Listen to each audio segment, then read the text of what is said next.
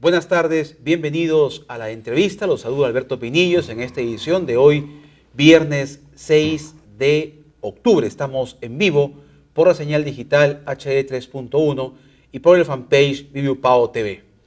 Ayer tuvimos la oportunidad de estar presentes como medio de comunicación en el Congreso Internacional de Medicina Humana que organizó la Universidad Privada Antero Orrego. Ayer se clausuró. Se inició el 3 de octubre y ayer 5, en un marco muy especial, en el Día de la Medicina Peruana en nuestro país, se clausuró este importante congreso que tuvo la característica de contar con destacados expositores nacionales e internacionales.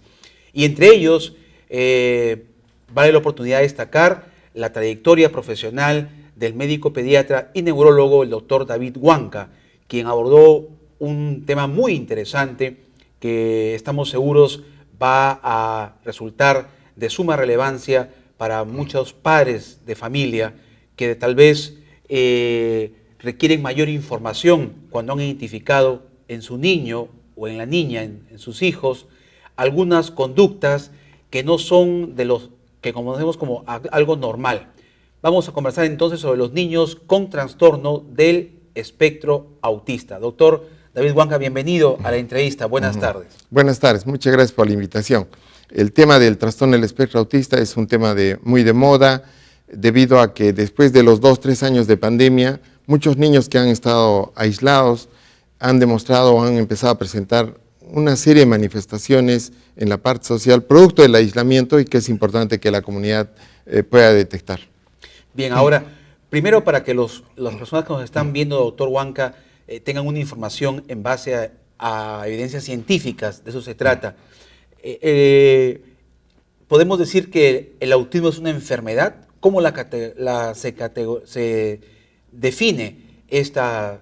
¿Es una condición? ¿Cómo usted podría definir el autismo? Bueno, el término de autismo, el término de Asperger, son términos que ya no estamos utilizando para explicar estos problemas. El término sería trastorno del espectro autista. En el trastorno del espectro autista hay dos grupos de niños. Los niños que van a tener problemas de inteligencia, eso se llamaba antes autismo. O sea, el autismo sería un niño de trastorno del espectro autista con déficit intelectual. Mientras que hay niños que son muy inteligentes, a eso se conocía como Asperger. Entonces ahora sería trastorno del espectro autista con inteligencia normal. El trastorno del espectro autista no es una enfermedad, tampoco representa una lesión del sistema nervioso central. El trastorno del espectro autista es una variación, es una condición, una forma de ser que tienen algunos niños cuando uno los compara con los otros. El trastorno del espectro autista es un problema de tipo educativo, no es un problema médico. ¿Por qué? Porque va a ser la profesora la que cuando en inicial de 3-4 años intente enseñarle a leer, escribir e interactuar con los demás niños, se va a dar cuenta que el niño tiene una serie de deficiencias en la forma como interactúa y en la forma como se comunica con otros niños. Bien, entonces es importante que los padres de familia, que son el primer referente de estos niños, además, como usted le dice, de la maestra de educación inicial, que estén en una constante observación cuando ven que el niño o la niña puede tener algunos comportamientos, como cuáles, por ejemplo, los que ya nos darían una claridad de alerta, doctor Huanca. Como una forma de llamar la atención, solemos decir que el niño del espectro autista en los primeros 2-3 años parece ciego porque es un niño que casi no mira a los ojos. Parece sordo porque cuando uno lo llama por su nombre no voltean. La mayoría no habla, parecen mudos por eso. Y hacen una serie de conductas diferentes, conductas raras. Dentro de estas conductas, que son las que más llaman la atención, hay una serie de movimientos estereotipados que pueden comprometer las manos. Algunos aletean, aplauden sin sentido, se miran las manos frente a sí. Puede comprometer los pies, caminan de punta de pies, o todo el cuerpo. Algunos giran, les gusta girar cuando están contentos, correr en círculo, correr de pared a pared. Y cuando empiezan a hablar, muchos de ellos hacen ecolalia, repiten lo que uno dice, o empiezan a hablar en tercera persona. Ese sería un primer grupo que es llamativo. El otro grupo está constituido por las respuestas inusuales a estímulos sensoriales. Por ejemplo, prenden la licuadora y el niño se desespera, se quiere meter debajo de la mesa. Otros en la parte visual lo llevan a una fiesta infantil, ven al payaso, se lloran, gritan, se tienen que ir. Otros niños ven cucarachitas, perros y tienen un miedo bastante exagerado. También puede comprometer los órganos del olfato y del gusto y son selectivos con las comidas. O comprometer el tacto. No le gusta que le corten el cabello, que le corten las uñas, que los toquen. No le gustan las etiquetas de la ropa. El tercer grupo es esas fijaciones que tienen con respecto al orden. Les gusta ordenar, alinear juguetitos, ponerlos en filita. Y a partir del año, 2 años, se fascinan, se obsesionan por algunas situaciones como dinosaurios, números, banderas, planetas, idiomas. Y el cuarto criterio es que tienen una respuesta inusual cuando uno le modifica el orden que han establecido. Eso es lo que más llama la atención, pero básicamente el trastorno del espectro autista es un problema de interacción y comunicación social. Bien. Y para ello hay, diríamos, dinámicas, metodologías de trabajo que usted muy bien lo explicaba ayer, que deben de ser antes que un padre invierta en un taller externo, lo haga en casa con los niños, ¿verdad? Efectivamente, cuando uno sospecha que su niño podría tener estos síntomas, debe inmediatamente involucrarse en la estimulación de su niño. Estos niños nacen con una parte del cerebro, la corteza frontal, que está por encima de los ojos y detrás de la frente.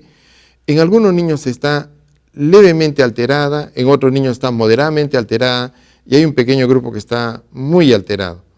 Y como esta zona del cerebro no funciona en forma adecuada, el niño no mira a la gente. Al no mirar a los padres, no aprende lo que los padres quieren de él, porque no imitan. Entonces lo que se trata es que los padres se involucren en la estimulación de los niños, pasen más tiempo con sus hijos.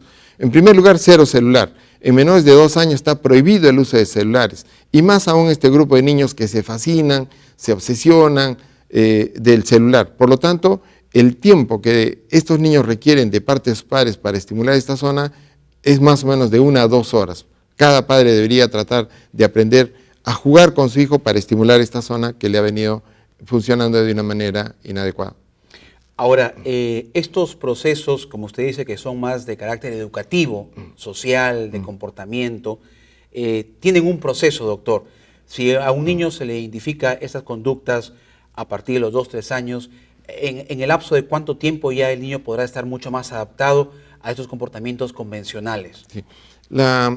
El diagnóstico del trastorno del espectro autista se hace aproximadamente a los 3 años, porque tiene que haber evidencia de que el niño, estando en grupo, es un niño diferente. Es un niño diferente en la forma como interactúa, en la forma como habla, ¿no? Sin embargo, el trastorno no empieza a los 3 años. Se va notando a partir de los 6, 7 meses, cuando el niño no fija la mirada, no imita, y sobre todo al año de edad, cuando no voltea su nombre. Ahí es el primer punto de alarma que deben tener los padres, cuando el niño no está volteando a su nombre, porque no está reconociendo palabras. El autismo es básicamente un problema de reconocimiento de palabras, ¿no? Y por lo tanto, si uno detecta o sospecha que lo tiene, entonces hay que empezar a todo el proceso de estimulación que esté dirigido a que el niño entienda palabras. Y para ello lo más importante es que el niño imite, ¿no? Imite los actos que uno hace, pero para imitar nos tiene que ver. Y la única forma que nos ve es volver a estimular la parte visual a través de juegos de interacción, ojo a ojo, cara a cara, que debe hacer el padre con su hijo. Ahora, ya conocemos historias también de personas que han destacado en el mundo profesional, que tienen estos rasgos, estos comportamientos de trastorno de espectro autista. Es decir, ya en la adultez eso se mantiene, pero se puede minimizar esas conductas. Claro. En el adulto, en el adolescente o en el universitario, podríamos utilizar el término de nerd, ¿no? Que se usa bastante en las escuelas, en los colegios, para referirnos a este grupo de niños. Algunos niños nerds son pues los primeros puestos del aula, cognitivos, muy estudiosos, pero han destacado tanto en la parte intelectual que han descuidado la parte social, ¿no? Y por lo tanto, si decimos nerd, digamos, a un niño del espectro autista, hay nerds que son leves, la gran mayoría son leves, parecen y no parecen. Moderado ya es notorio y severo, hay adolescentes, profesionales que tienen conductas bien marcadas, pero pueden ser intelectualmente, tener una inteligencia superior. Pero todo esto puede mejorar siempre y cuando uno reconozca que hay un problema y en el caso del adolescente o adulto, él quiera mejorar a través de mejorar sus habilidades sociales, contacto visual, entender los signos blandos que uno utilicen la conversación continua y tratar en lo posible de mejorar lo que se llama flexibilidad cognitiva. La gran mayoría de estos jóvenes o profesionales tienen poca flexibilidad, para ellos suele ser todo blanco y negro, y eso justamente les ocasiona muchos problemas en la vida diaria. Finalmente, doctor Huanca, dada su experiencia como médico pediatra y neurólogo, entonces, para concluir, para que el padre de familia que nos está sintonizando, los niños con este trastorno del espectro autista no requieren medicamentos, no se deben de medicar, porque eso va a depender solamente de un cambio de comportamiento que debe ser propiciado en el hogar. De 100 niños que tienen el trastorno del espectro autista, 50% tienen además otro problema que es lo que es inquieto, movido y travieso, que a los 6 años le decimos TDAH, 50%. Y de 100% de niños TEA, 25% tienen TEA, tienen TDAH y tienen el problema de conducta. Y los problemas de conducta a veces son muy marcados, hacen rabietas exageradas, tienen episodios de agresividad hacia las personas, hacia los objetos, hacia los animales o hacia sí mismo. Hay niños que cuando uno no les da lo que quieren se van contra la pared, golpean el suelo, la pared.